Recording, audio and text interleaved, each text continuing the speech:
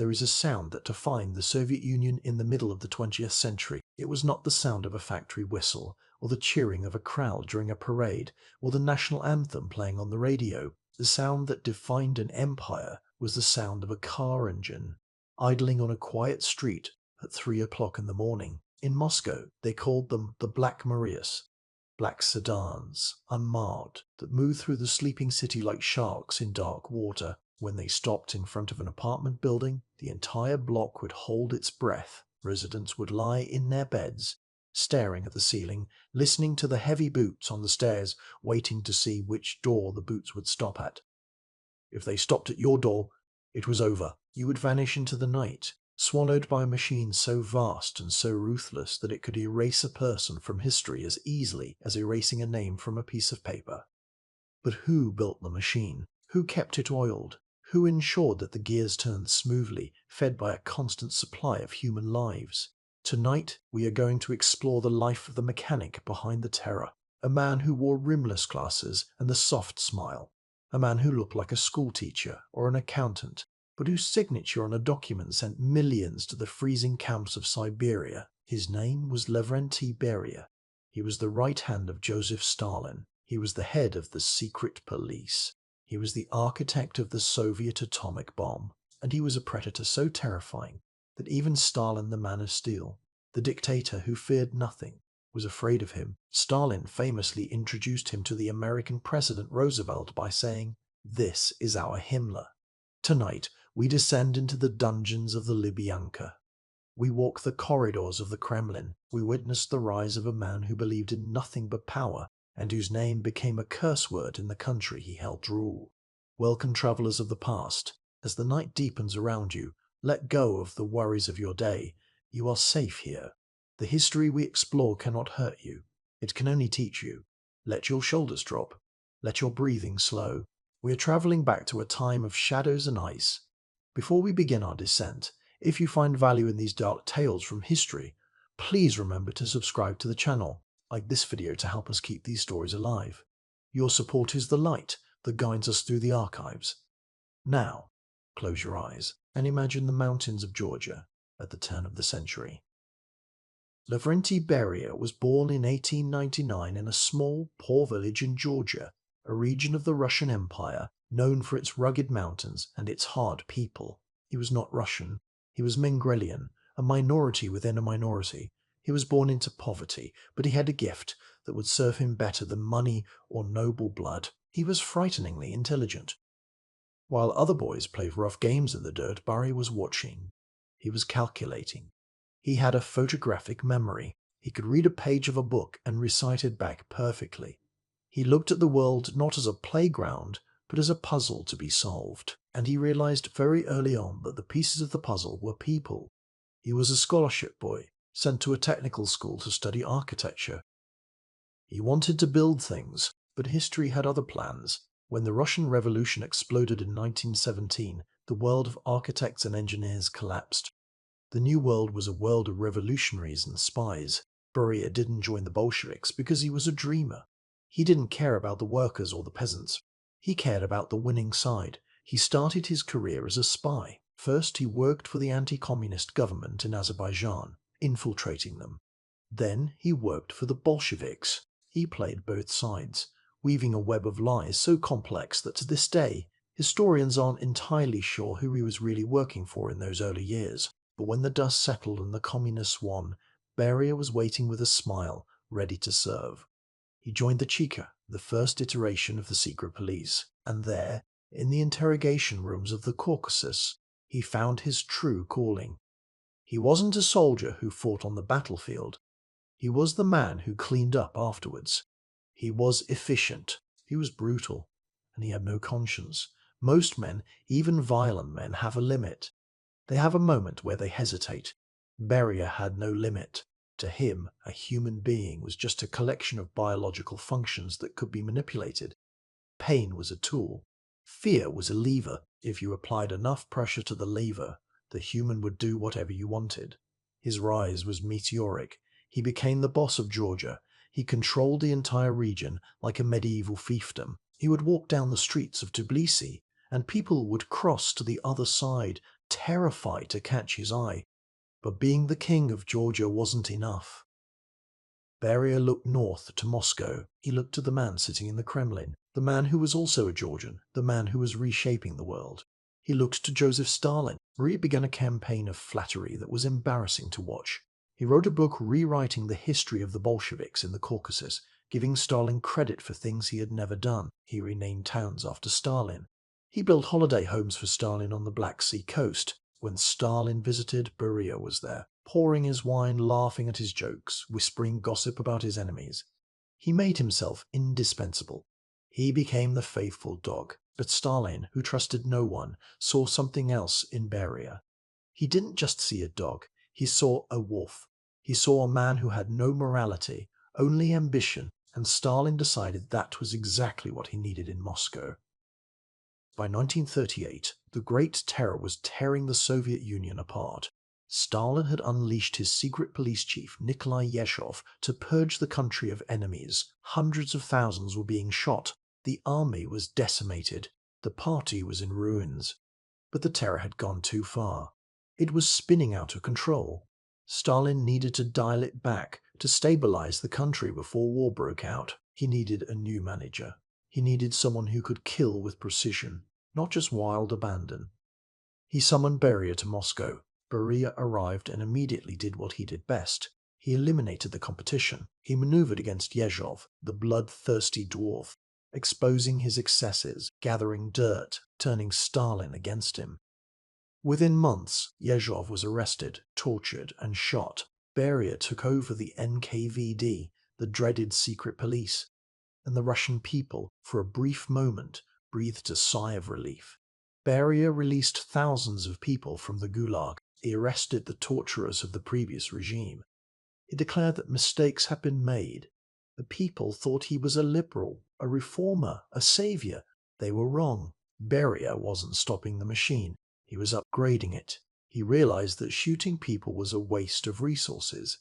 Dead men can't dig coal. Dead men can't cut timber. Dead men can't build tanks. Beria transformed the Gulag, the vast network of forced labor camps, into the economic engine of the Soviet Union.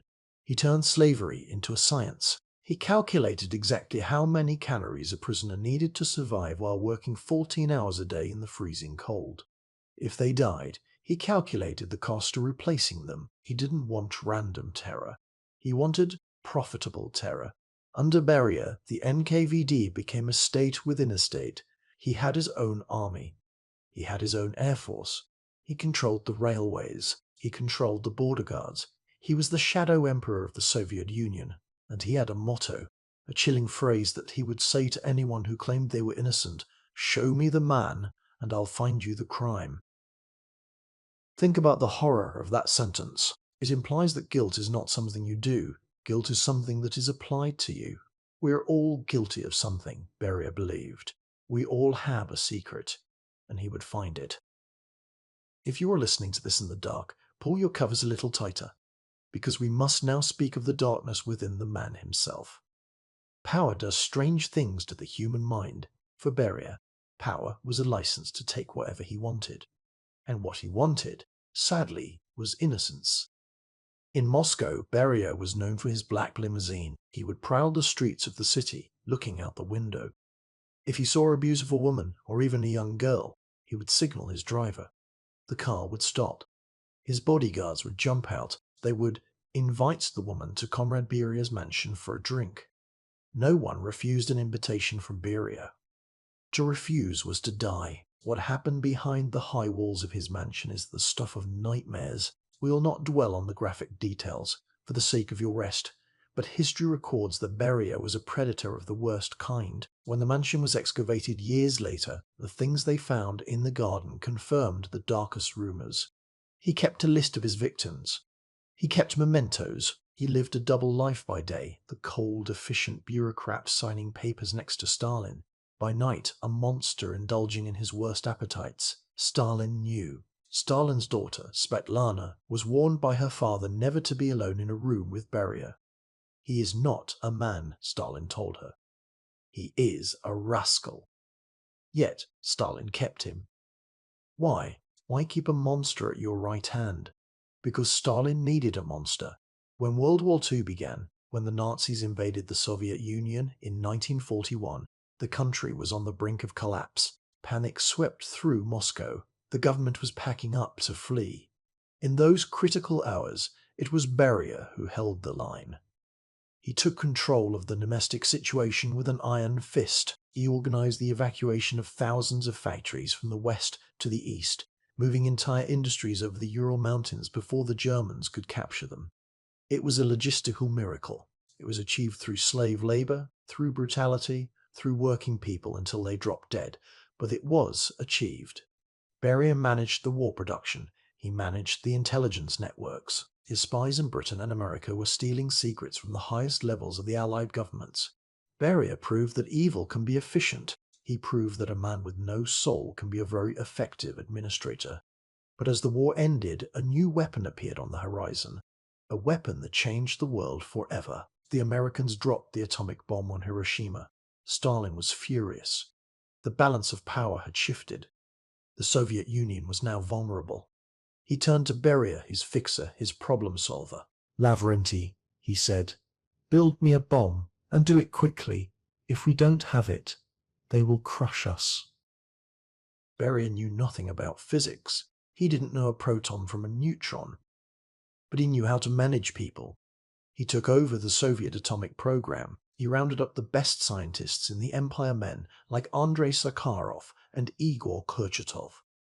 He put them in secret cities, cities that didn't appear on any map. He gave them everything they wanted: food, luxury housing, equipment. But he also surrounded them with barbed wire. He told the scientists, if you succeed, you will be heroes of the Soviet Union. You will have medals, darkers, cars. If you fail, well, you know what happens. He also used his spies. He didn't trust the scientists to invent the bomb from scratch. He had his agent steal the blueprints from the American Manhattan Project. He handed the stolen papers to his physicists and said, "Check your work against this. If your calculations are different, you better be right, or you are dead." The pressure was immense. The scientists worked until they collapsed. Beria was always there, hovering over them, his rimless glasses glinting in the laboratory lights, asking, "When? When will it be ready?" In August 1949, on the steppes of Kazakhstan, the ground shook. A mushroom cloud rose into the sky. The Soviet Union had the bomb. Beria watched the explosion with a look of immense satisfaction. He had delivered. He had saved the empire once again. He was at the peak of his power. He was a marshal of the Soviet Union. He was the second most powerful man in the Eastern Hemisphere. But there is a rule in the court of a tyrant: never shine too brightly. The closer you get to the sun, the more likely you are to be burned. Stalin was growing old, and as he grew old, he grew paranoid. He looked at Beria, and he didn't see a faithful servant anymore. He saw a rival. He saw a man who controlled the police, the spies, and the bomb.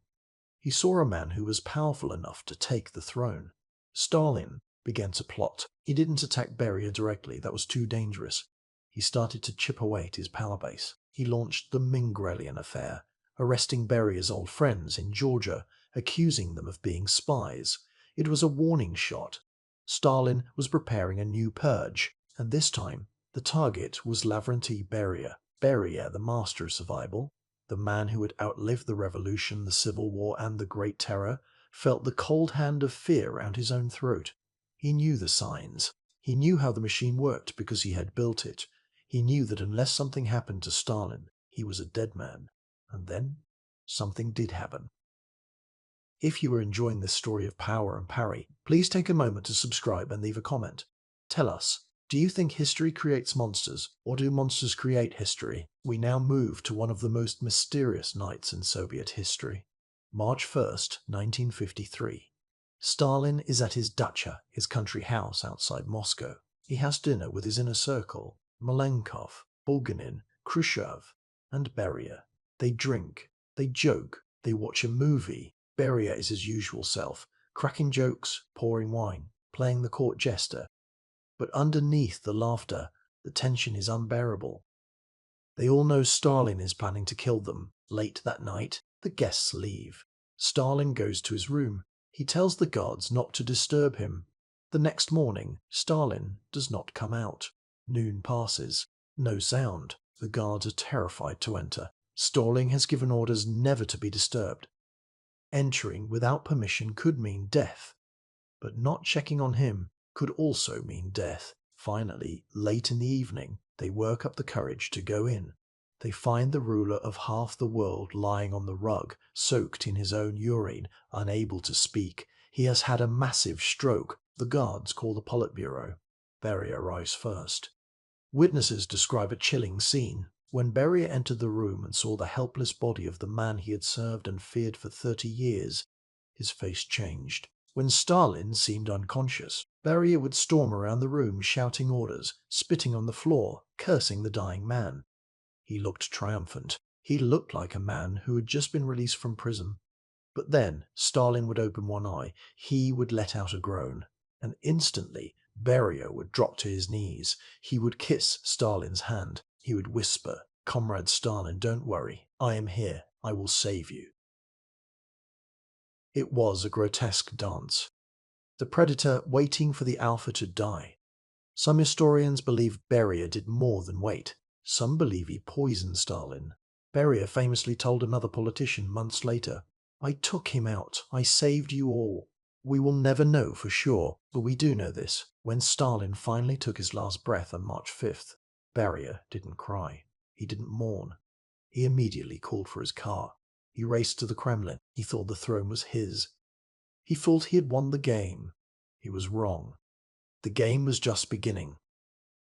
The king was dead. Stalin was lying in state in the Hall of Columns, surrounded by mountains of flowers. Millions of people wept in the streets, terrified of a future without their father. But inside the Kremlin, the knives were already out. Beria moved faster than anyone. He didn't take the title of premier. He gave that to a weak politician named Malenkov, but he took the real power. He united the Ministry of Internal Affairs and the secret police back into one giant monster, and he sat at the head of it. And then Lavrentiy Beria, the butcher, the rapist, the architect of the Gulag, did something that shocked the world. He became a liberal. It is one of the strangest paradoxes in history. The most evil man in the Soviet Union began a series of reforms that were more radical than anything seen for 30 years. He stopped the doctors' plot, admitting that the accusations against Jewish doctors were fake and extracted under torture. He famously issued an order banning the use of torture in prisons, an order signed by the man who had perfected it. He opened the gates of the Gulag. He announced an amnesty, releasing over 1 million prisoners. He spoke about giving more freedom to the non-Russian republics. He even secretly proposed that East Germany should be allowed to unite with West Germany and become a neutral country just to stop the Cold War tension. Why? Was he suddenly a good man? Had he found a conscience? No. Beria was a calculator. He looked at the Soviet Union and saw a machine that was overheating. The economy was broken by military spending. The people were exhausted by terror. He knew that the system couldn't survive unless it changed. He wanted to be the popular savior. He wanted the people to love him, not for his sake, but so he could rule them more effectively. But in doing so, he made a fatal mistake. He moved too fast. He terrified his colleagues in the Politburo. Men like Nikita Khrushchev and Vyacheslav Molotov looked at Beria and saw a dictator in the making. They saw a man who controlled the police, the spies, and now the public opinion. They knew that Beria had a file on every single one of them. He knew their secrets. He knew their crimes. They realized a terrifying truth. If they didn't kill Beria, Beria would eventually kill them. If you are listening to this in the quiet of your room, imagine the atmosphere of paranoia in Moscow in the spring of 1953. No one trusted anyone. The walls had ears. Every phone call was monitored by Beria. The plot against him had to be whispered in parks or written on scraps of paper and immediately burned. The leader of the conspiracy was an unlikely figure, Nikita Khrushchev. Khrushchev was seen as a bit of a clown, a loud peasant with ill-fitting suits who told bad jokes. Beria underestimated him. He thought Khrushchev was a fool, but Khrushchev was cunning. He went to the other members of the Politburo, one by one. He whispered to Malenkov, "Do you want to be Beria's puppet forever?" He whispered to Molotov, Do you remember how he humiliated you? But the key to the plot was the army. The only force in the Soviet Union strong enough to fight the secret police was the Red Army, and the army hated Beria. They hated him for meddling in the war. They hated him for arresting their generals. Khrushchev reached out to the greatest war hero of them all, Marshal Georgy Zhukov. Zhukov, the man who conquered Berlin. Zhukov, a man of iron will who despised the slimy political games of the secret police. "Will you help us arrest him?" Khrushchev asked. Zhukov didn't hesitate. "I will hardly have to warm up my hands," he replied. The trap was set. It had to be executed perfectly. If Beria got even a hint of the plot, he would summon his NKVD divisions, surround the Kremlin, and execute the entire government. It was a race against time. June 26, 1953. A hot, humid day in Moscow. The Politburo gathers for a routine meeting in the Kremlin. Beria arrives late, confident, arrogant. He sits down, opens his briefcase, and prepares to lecture them on his latest reforms.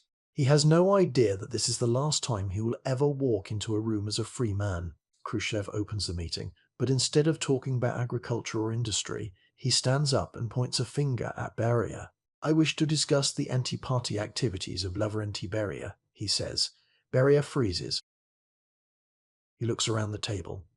He sees the faces of the men he thought were his friends, his puppets. They are all staring at him with cold, hard eyes. Malenkov, the premier, is shaking with fear, but he presses a button on his desk. This is the signal. The heavy doors swing open. Marshal Zhukov strides into the room, followed by armed military officers. They are not the Kremlin guards.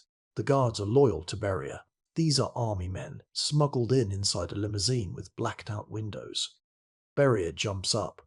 "Nikita, what is this? What are you doing?" he shouts. His hand reaches for his pocket, perhaps for a gun, perhaps just out of instinct. Zhukov barks a command. "Hands up." The officers grab Beria. The most feared man in the empire is slammed against the wall. His glasses fly off his face. In an instant, the aura of invincibility is shattered. He is just a short, balding man in a crumpled suit, trembling in the grip of soldiers who have wanted to kill him for years. They drag him out of the room, but they can't take him to a normal prison. The prisons are run by his men. The guards might free him.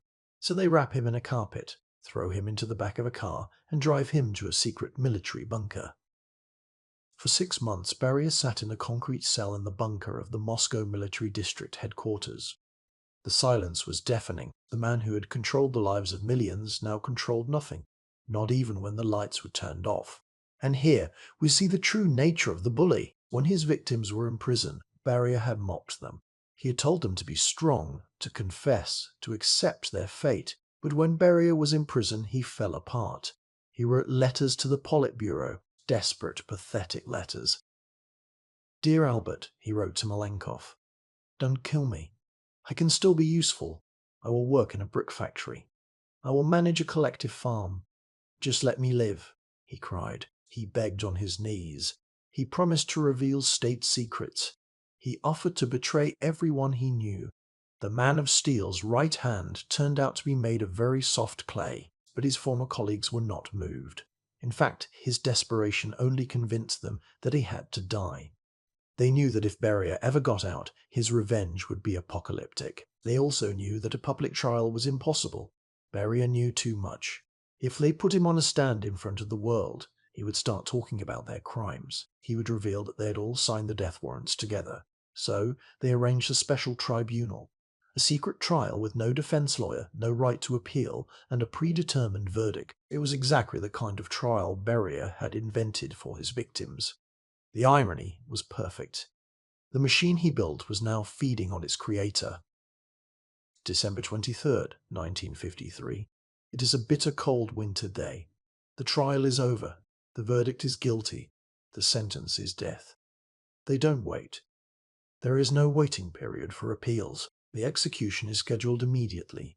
Beria is dragged into a small room in the bunker. He is hysterical. He is screaming, pleading, crying for his mother. The once stoic face of the secret police is a mask of sheer animal terror. The executioner is General Batitsky. He doesn't trust a firing squad. He wants to do it himself. Beria's screaming is so loud that they have to stuff a rag into his mouth to silence him. They force him to his knees. He is not allowed to stand. He dies like he lived, forcing others into submission, now submitted himself. General Batitsky raises his pistol. He fires a single shot into the center of Beria's forehead. The monster falls. The body is cremated immediately. There is no grave. His ashes are scattered in a common pit, or perhaps blown into the wind over the industrial wastelands of Moscow. He vanished. The Soviet government didn't even tell the public immediately. When they finally announced his execution, they did something that symbolizes the strange nature of Soviet history. Subscribers to the Great Soviet Encyclopedia received a strange letter in the mail. It contained a new page and a razor blade. They were instructed to take Volume 2, find the article on Beria Lavrentiy, cut it out, and paste in the new page. The new page was a long, detailed article about the Bering Sea. Just like that, he was erased. The man who had been the second most powerful person in the empire, whose portrait hung in every school and office, was replaced by a body of water. The death of Lavrentiy Beria marked the end of an era. With him died the Great Terror. The mass arrests stopped. The gulags slowly began to empty. The Soviet Union remained a dictatorship, yes, but the era of midnight knocks and industrial-scale murder was over. Beria serves as a dark lesson for us all. He was a man of high intelligence and zero morality. He believed that he could control the beast of tyranny by being the cruelest man in the room. He believed that if he held enough secrets, he would be safe. But in a world built on fear, no one is safe. Not even the man who holds the gun. He spent his life building a dungeon for a nation, only to die in a dungeon himself, begging for mercy from men he had taught to be merciless. As you drift off to sleep tonight, let the darkness of that bunker fade away. The winter of 1953 is long gone. The Soviet Union is gone. The statues of Beria were never built, or they were smashed into dust long ago. History remembers him, but it does not honor him. It keeps him here, in the shadows, a warning of what happens when ambition is divorced from humanity. You are safe now. The night is quiet. The history book is closed. Thank you for joining us on this journey into the past. If you found this story compelling, please subscribe to the channel and leave a comment. Let us know who is the most terrifying figure in history that we should profile next. Good night, travelers. Sleep well.